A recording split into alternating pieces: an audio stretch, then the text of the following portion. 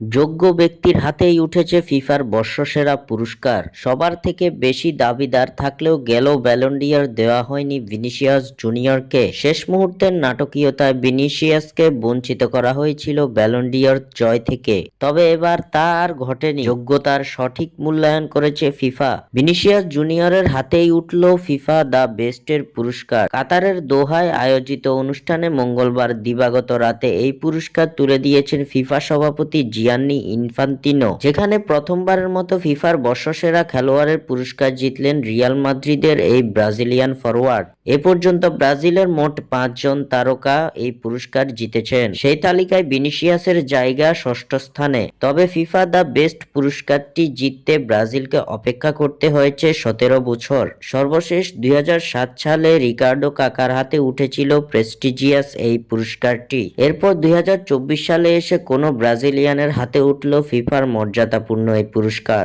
দীর্ঘ 17 বছরের আক্ষেপ গুছিয়ে ফিফা দ্য বেস্ট পুরস্কারটি নিজের নামে করে নিল ব্রাজিলিয়ান তারকা ভিনিসিয়াস জুনিয়র। স্বাক্ষর থেকে সাদবিন ইসলাম।